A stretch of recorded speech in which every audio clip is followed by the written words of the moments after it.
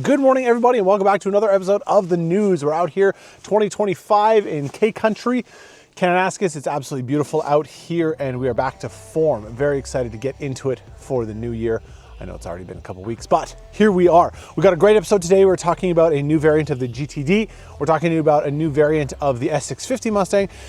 And we're also going to be talking about the state that Dodge is in right now. I know this is a Ford channel, but obviously it's something to talk about. So without further ado, let's just get right into this.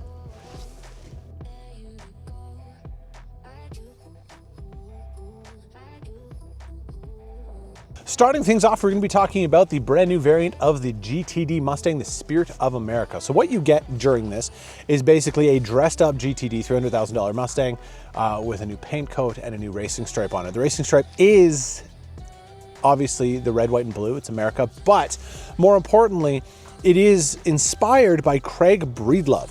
He was a structural engineer tech in the aerospace industry. He bought a $500 jet from a Korean warfighter plane, and he became the first person to break the 500 and 600 mile an hour speed barrier on land.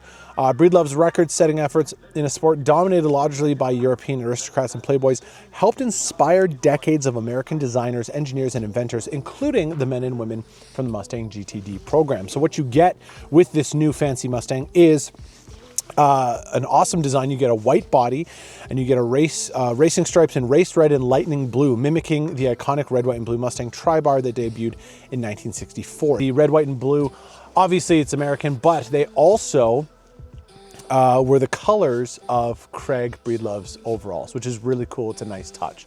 So one of the only things that I'm hoping in my heart of hearts is that every high-level trim Mustang that I've been around in person, I've taken a good close look at, and the racing stripes have been vinyl. So they're placed on top crudely. So I'm hoping that they are painted, that this is a painted racing stripe, because at the end of the day, it is a $300,000 Mustang. Moving on, it looks like the HPP, which stands for High Performance Package, in the 2023 Mustang 2.3 liter, the Ecoboost, is gone. Unfortunately, we will not see that anymore, but it is being replaced with something much more fun. It looks like the team behind RTR Mustangs, the Formula D drift guys, they are working in conjunction with Ford to make a factory RTR branded Mustang. Now, right now, if you gave RTR a donor car, they will make a crazy Mustang for you, but this is actually something that you'll be able to buy directly from factory in the same way that a Shelby GT350 you could buy directly off of a Ford lot. So they are describing this as the dark horse of the 2.3 liter EcoBoost line, which is very exciting. They're saying that it is even going to be using some of the dark horse's parts. Not a lot of information has come out yet. We just have a look at it. It looks absolutely fantastic. Those RTR lights in the grille give it a very mean look. So we're very excited to see that Ford is putting more effort into the, lower trims. I wouldn't even call the 2.3 a lower trim. The 2.3 is an amazing vehicle to drive because you can really drive it to its limit.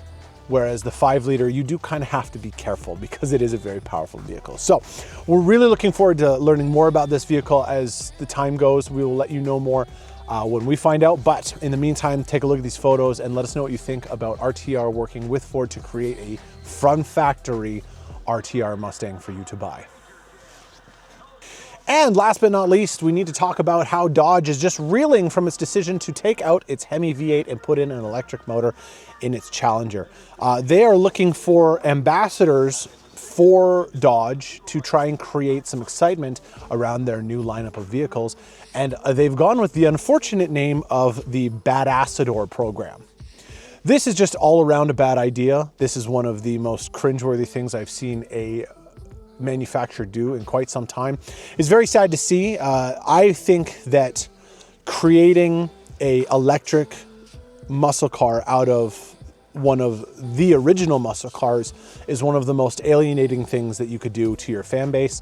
Out of all of the muscle cars, Camaro, Mustang, Challenger, Charger, I think the people who are most into internal combustion are the Mopar people. They are the Dodge people. So I think they're just reeling from a bad decision and they're trying to figure out a way to create some more excitement. These vehicles, these electric chargers are going for around 80 grand on lots down in the States right now, and they are dialing back their prices rapidly because they cannot sell them. So here's to hoping that maybe they change their minds and they just find a way to make the V8 more efficient like Ford has. And obviously it would be nice to have a little bit more competition in the muscle game, in the muscle car game, because as of right now, there really is just the Mustang. And as Jim Farley, the CEO of Ford, has said, they're going to be making the V8 motor until they legally can't anymore. That's great to hear. That's fantastic news. A V8 and a manual transmission does not get any better than that. So thank you so much for watching. We're very excited to be back.